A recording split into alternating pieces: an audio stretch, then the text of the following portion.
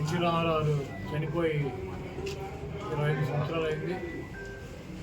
ఆయన 30 సంవత్సరాలు సినీ రంగ పరిశ్రమలో అనేక చిత్రాలు నటించి సినీ రంగ పరిశ్రమలో ఆయన్ని ఉన్నతమైనటువంటి స్థానానికి తీసుకొచ్చినటువంటి ప్రజలకి మేలు చేయాలని చెప్పి ఒక రాజకీయ పార్టీ స్థాపించి 9 నెలల్లో అధికారంలోకి వచ్చి అనేక సంక్షేమ కార్యక్రమాలు చేసి నమ్ముకున్నటువంటి కుటుంబం చేతిలో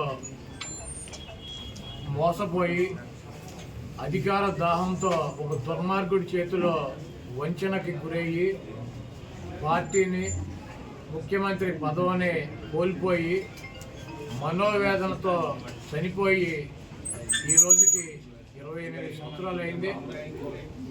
ఎవరైతే ఎన్టీఆర్ పనికిరాడని చెప్పారో, ఎవరైతే ఎన్టీఆర్ దుర్మార్గుడని చెప్పారో, ఎవరైతే ఎన్టీఆర్ని పార్టీ అధ్యక్ష పదవి నుంచి సస్పెండ్ చేసి పక్కన కూర్చోబెట్టారో, ఎవడైతే ఎన్టీఆర్ని ముఖ్యమంత్రి పీఠం నుంచి దించి అధికారంలోకి వచ్చాడో వాడే ఆ గజ దొంగే 28 సంవత్సరాలు అయినా కూడా ఎన్టీఆర్ బూట్లు నాకే పరిస్థితి ఎన్టీఆర్ కల్పించాడు. ఇటువంటి దుర్మార్గుల్ని ఈ రాష్ట్ర ప్రజలు గుర్తించాలి.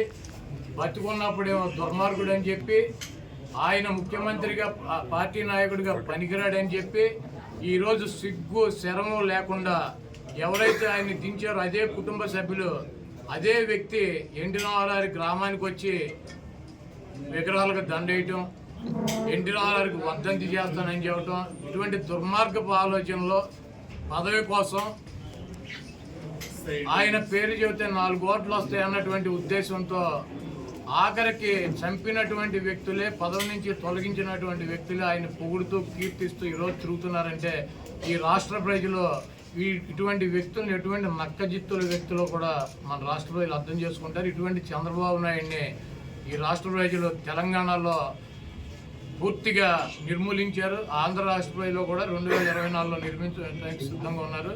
ఏదేమైనప్పటికీ ఎన్టీ రామారావు లాంటి మహనీయుడు ఆశయాలని ముందుకు తీసుకెళ్లాల్సినటువంటి అవసరం ఉంది కాబట్టి తప్పకుండా ఆయనకి అభిమానిగా 28 సంవత్సరాల నుంచి ప్రతి సంవత్సరం కూడా ఆయన వర్ధంతి జయంతి కార్యక్రమాలు ఇక్కడ పెద్ద ఎత్తున నిర్వహిస్తున్నాం. ఇక ముందు కూడా నిర్వహిస్తాం. ఇటువంటి గుంటనక్కల్ని ఈ రాష్ట్ర ప్రజలు నమ్మొద్దని చెప్పి వారిని తుదముట్టించాలని చెప్పి కోరుతున్నాం. చంద్రబాబు నాయుడు అన్నాడని చెప్పి ఎక్కి నీచాతి నీచంగా ఆవిడని కూడా రాజకీయాలకు వాడుకుంటాకి ఏడ్చినటువంటి వేదవ చంద్రబాబు. ఆ తెలుగుదేశం పార్టీ సారథ్యంలో నడిచేటువంటి Telugu Desam party social media TV9 Sankranti సంబరాలని చెప్పి ఒక ప్రోగ్రాం పెడితే ఆ ప్రోగ్రాంలో ఆవిడ హసీనా నాకు సోదరి, నన్ను పేరు నాని అన్న అని చెప్పి మమ్మల్ని పిలిచినటువంటి మా సోదరి ఈ ప్రోగ్రాంని కవర్ చేసినాక మేము భోజనానికి వెళ్ళేటప్పుడు ఎండగా ఉందని చెప్పి రామ్మ అంటే నా బండికి అందరూ చూస్తూ ఉండగా 100 అడుగులు నా బండి మీద వచ్చి నా కళ్యాణ మండపం దగ్గరికి వస్తే ఆవిడ మీద నీచాతి నీచంగి తెలుగుదేశం పార్టీ ఊరకొక్కలో మనం 3 రోజుల నాడు చెప్పింది రాజమండ్రి జైలుకి. ఆయనేమో రా కదలరా అని చెప్పి ప్రజలను పిలుస్తున్నాడు. ఆయనేమో కోర్టులో రా కదలి వెళ్ళు సెంట్రల్ జైలుకి. ఈ నక్క చిత్తులు కన్ను పని చేయట్లేదు, కిడ్నీ పని చేయట్లేదు, గోడి ఓడిపోయింది, ఇటువంటి సొల్లు కబుర్లు చెప్పకుండా నువ్వు చెప్పి చేసినటువంటి 420 కార్యక్రమాలకి రా కదలరా అని చెప్పి రాజమండ్రి సెంట్రల్ జైలు దీనికి ఆహ్వానం పలుకుతాయని త్వరలో కూడా వెళ్తాడు. జూనియర్ ఎన్టీఆర్ ఫ్లెక్సీలు తొలగించారు. బాలకృష్ణ గారు చెప్తేనే తీసేసామని చెప్పి కూడా చెప్తున్నారు అక్కడ ఎన్టీఆర్ ఘాట్లో హైదరాబాద్. జూనియర్ ఎన్టీఆర్ ఫ్లెక్సీలు తొలగిస్తే ఎవడ తీయమన్నా ఆయన ఊడిపోయిన ఇంటికి ఊడిందా?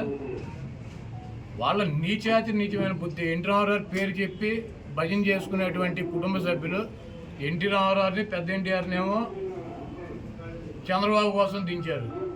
జూనియర్ ఎన్టీఆర్నేమో సిగ్గు లేకుండా బాలకృష్ణ మళ్ళీ అల్లుడి కోసం, ఈ లోకేష్ పప్పుగడ్డి కోసం సర్వనాశనం చేసేటువంటి కార్యక్రమం పెట్టుకున్నారు.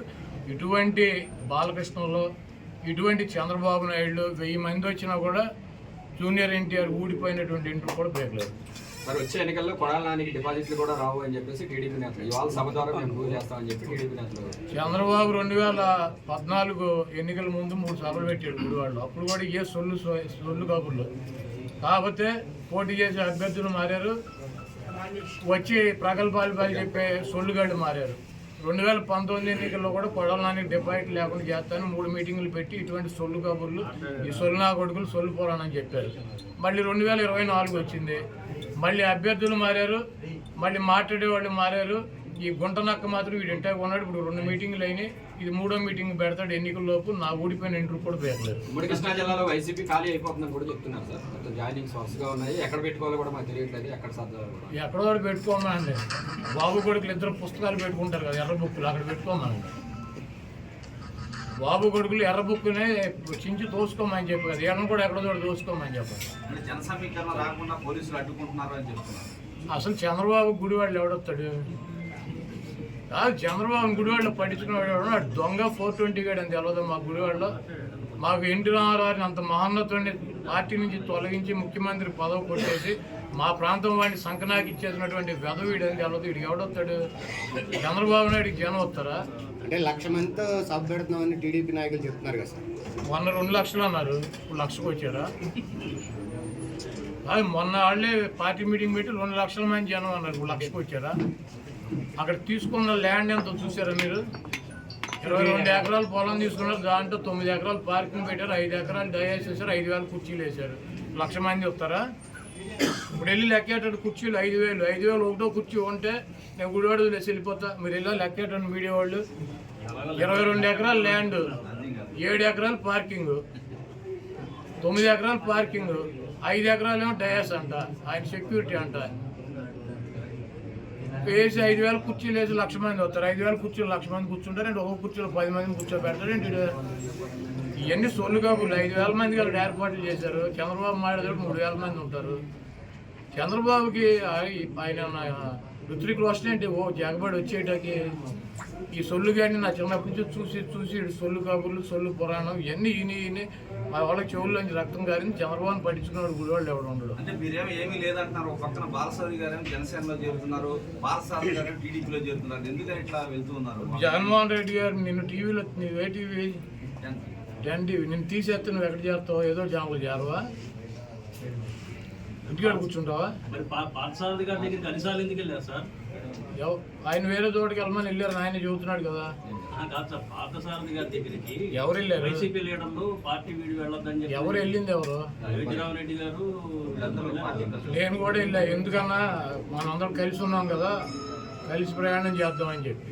తీసేశారన్నారు కదా. అవునే, ఆయన తీసేసాడు, మేము ఉన్నామని అడుగుతాం. పీకేసేది మేము కాదు కదా.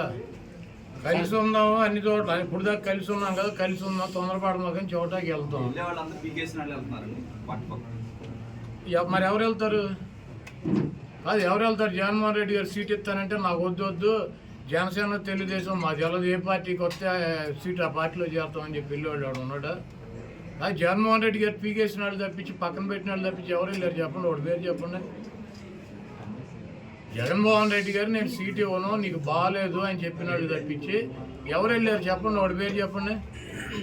లేదు మాకు చంద్రబాబు దగ్గరికి వెళ్తామని చెప్పి వెళ్ళినాడు ఎవడు? ఒకటి పేరు చెప్పండి. పీకేసిన వాళ్ళు ఇప్పుడు మిమ్మల్ని ఒక ఛానల్లో పీకేస్తే ఇంకో ఛానల్కి వెళ్ళరా? ఉద్యోగం మానే సిటీకొని కూర్చుంటారా? అంటే ఈ ఓట్ల కసరత్తు సీట్ల కసరత్తు ప్రారంభించక ముందే 4 ఎమ్మెల్యేలు వెళ్ళిపోయారు. వాళ్ళకి అప్పుడే చెప్పాడుగా అసెంబ్లీ అంటే ఎమ్మెల్సీ ఎన్నికల్లో నేను తీసుకెళ్ళి లోపల తీసుకెళ్ళి సర్లే చూస్తానని చెప్పమంటే నేను సీటు ఉన్నాను. మీరు రామాయణం అంతా రావుడు సీత ఏమవుద్దండి నేనేం చెబుతా? కాదు, 4 ఏళ్ళు నలుగురికి అసెంబ్లీ జరుగుతూ ఉండగా ఓటేసే ముందు నలుగురిని తీసుకెళ్ళి ముఖ్యమంత్రితో మాట్లాడిచ్చారా? మాట్లాడితే నేను సీట్ ఇవ్వలేను మీకు, మీరు కబూలే పలిగిపోయారని చెప్పి చెప్పాడా? వాళ్ళే బయటకు వచ్చి చెప్పారా నాకు సీట్ ఇవ్వను అన్నాడు, అందుకని చెప్పి మేము వేసామని చెప్పి. మళ్ళీ రామాయణం అంతా రావుడు సీత ఏమవుతుందంటే అప్పుడు నలుగురైనా ఎప్పుడు నలుగురైనా జగన్మోహన్ రెడ్డి గారు సీట్ ఇవ్వనంటే వెళ్ళిపోతారు. రాష్ట్రం అంతా గొప్పగా అభివృద్ధి జరుగుతుంటే ఆయా ప్రాంతాల్లో అభివృద్ధి జరగక ఎమ్మెల్యేలు తీసేస్తున్నారు. ఇప్పుడు మీ ఛానల్లో నిన్ను తీసేశారు అనుకో, అదే మీ ఛానల్ పనికిరాందని నిన్ను తీసేసినట్ట, లేకపోతే మీ ఛానల్ సరిగ్గా వార్తలు వేయట్లేదని నిన్ను తీసేసినట్ట? ఉచిత పథకాలు నేను అడిగేదాన్ని సమాధానం చెప్పు. ఇప్పుడు నీ ఛానల్లో నేను తీసాను నేను ఒక్కనే, అంటే మీ ఛానల్లో సరిగ్గా వార్తలు చూపించట్లేదని, మీ వార్తలు సరిగ్గా కవర్ చేయట్లేదని, మీ ఛానల్ పనికిరాందని నేను తీసేసినట్టు. ఇప్పుడు బిహేవియర్ ఉంటుంది, ఒక ఎమ్మెల్యేనైనా ఒక ప్రజాప్రతినిధి అయినా బిహేవియర్ ఉంటుంది. లేకపోతే సామాజిక సమీకరణాల్లో అక్కడ ఉన్నటువంటి సామాజిక సమీకరణలో మిగిలినటువంటి వాళ్ళకి అవకాశం వచ్చినటువంటి పరిస్థితి ఉంటుంది. ఇది అన్న ఒక రాజకీయ పార్టీ ఒకరినే పెట్టుకుని 365 రోజులు ఇక ఎలక్షన్ వచ్చేటల్లా అతనికి సీటు ఇవ్వాలని రాసి ఉందా?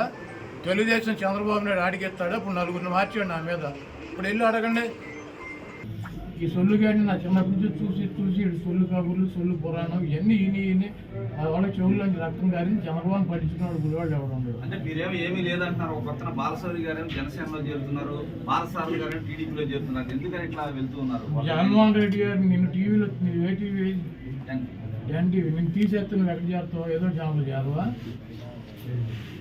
ఇంటికాడ కూర్చుంటావా? మరి పార్థసారథి గారి దగ్గర కనీసాలు ఎందుకు వెళ్ళారు సార్? ఆయన వేరే చోటుకి వెళ్ళమని వెళ్ళారు, ఆయన చెబుతున్నాడు కదా. కాదు సార్, పార్థసారథి గారి దగ్గరికి ఎవరు వెళ్ళారు? వైసీపీ లీడర్లు పార్టీ వీడి వెళ్ళొద్దని చెప్పి ఎవరు వెళ్ళింది? ఎవరు? అయోధ్యరామరెడ్డి గారు నేను కూడా వెళ్ళా. ఎందుకన్నా మనందరం కలిసి ఉన్నాం కదా. ఓటింగ్ ఉన్న పార్టీ జగన్మోహన్ రెడ్డి గారు కాంగ్రెస్ పార్టీ అధికారంలో ఉండగా, కిరణ్ కుమార్ రెడ్డి గారు ముఖ్యమంత్రిగా ఉండగా, ఈ రాష్ట్రంలో బలంగా కాంగ్రెస్ పార్టీ ఉండగా, కాంగ్రెస్ పార్టీలోంచి వచ్చి జగన్మోహన్ రెడ్డి గారు కాంగ్రెస్ పార్టీ మీద పోటీ చేసి పులివెందల, కడప పార్లమెంట్ అసెంబ్లీ గెలిచారు. ఆ తర్వాత జరిగినటువంటి బై ఎలక్షన్లో పార్లమెంటు కడపలో 20 అసెంబ్లీ సీట్లో పోటీ చేసి కాంగ్రెస్ పార్టీ మీద గెలిచాడు. కాంగ్రెస్ పార్టీ ముఖ్యమంత్రి ఉండగా, కాంగ్రెస్ పార్టీ బలంగా ఉండగా, ఇప్పుడు 1% ఉన్న కాంగ్రెస్ పార్టీ గురించి మీటింగ్ ఏంటి? జగన్మోహన్ రెడ్డి గారు గెలిచింది ఎవరి మీద? కడపలో ఎవరి మీద గెలిచాడు? కాంగ్రెస్ పార్టీ మీద గెలిస్తే తెలుగుదేశానికి డిపాజిట్ పోయింది. అప్పుడు ఏమైంది కాంగ్రెస్ ఓటు? పులివెందుల్లో విజయం గారు గెలిచింది ఎవరి మీద? కాంగ్రెస్ మీద గెలిచారు. ఎవరి మీద గెలిచింది? ఆవిడ వివేకానంద రెడ్డి గారి మీద గెలిచింది, వైఎస్ వివేకానంద రెడ్డి గారి మీద. తెలుగుదేశానికి డిపాజిట్ పోయింది, కాంగ్రెస్ ఓటు వచ్చిందా మాకు?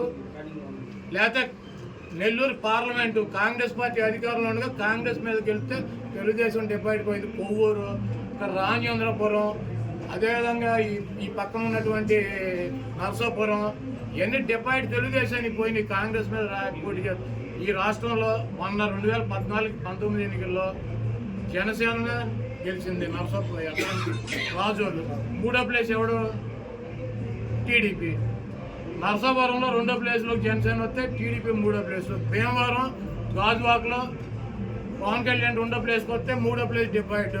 ఈ రాష్ట్రంలో ఏ పార్టీ పుట్టినది, కాంగ్రెస్ కావచ్చు, బీజేపీ కావచ్చు, జనసేన కావచ్చు, ఏ పార్టీ అయినా బలంగా ఫైట్ ఇస్తే 3వ ప్లేస్లోకి వెళ్ళే ముష్టిగాడి చంద్రబాబు. డిపాజిట్లు పోగొట్టుకునే వెధవ చంద్రబాబు. కాబట్టి ఎన్ని పార్టీలు వచ్చినా 4 ఓట్లు ఒక్కో పార్టీకి పోతే వీటికి కూడా 4 మిగులుతాయి. కాబట్టి వెళ్ళి మీరు చంద్రబాబు సాయంత్రం వస్తాడు, బాబు కాంగ్రెస్ పార్టీకి అధ్యక్షురాలు మారారు, మనం 3లో ఉంటామా 2లో ఉంటామా, డిపాజిట్లు పోతాయని వీళ్ళు ఆయన అడగండి. లేకపోతే ఇంకొకళ్ళు అంటే ఎక్కి వెయిట్ చేయటువంటి వెధవ చంద్రబాబు నాయుడు సమాధానం చెప్పాలి. తెలుగుదేశం పార్టీ అనేది కానీ, తెలుగుదేశం పార్టీ సోషల్ మీడియా అనేది కానీ ఒక చీడ పురుగు లాంటిది. వ్యవస్థకి ఉండటానికి అర్హత ఉన్నటువంటి పార్టీ కానీ, వ్యవస్థ కానీ కాదు. తెలంగాణ ప్రజలు తెలుగుదేశం పార్టీని ఎక్కడ పోటీ చేయడానికి అవకాశం లేకుండా చంద్రబాబుని తన్ని ఎలా అయితే తరిమేశారో 2024 ఎన్నికల్లో ఈ చంద్రబాబు నీచుడు, నికృష్టుడు, ఇటువంటి వెధవలని, ఇటువంటి వెధవల పార్టీలని తరిమేయాలని చెప్పి ఇటువంటి కార్యక్రమాలకి TV9 కానీ, హసీనా గారు కానీ, మేము కానీ ఎటువంటి భయపడం. ఆవిడ ఎటువంటి దాదాపు 15 సంవత్సరాలు 20 సంవత్సరాల నుంచి ఆవిడ ఎంత ధైర్యంగా, దమ్ముగా ఎన్ని విపత్తుల్ని ఎలా కవర్ చేస్తుందో మనందరం కూడా కళ్ళతో చూసాము. కాబట్టి మా సోదరి హసీనాని సోషల్ మీడియాలో ట్రోల్ చేసినటువంటి వెధవలకి నేను ఒకటే సూచన, మీకు తల్లి, చెల్లి, అమ్మ అందరూ ఉన్నారు. మీరు ఇటువంటి కార్యక్రమాలు చేస్తే దీనికి ఎంత అనుభవిస్తారని చెప్పి మాత్రం చెప్తున్నాను.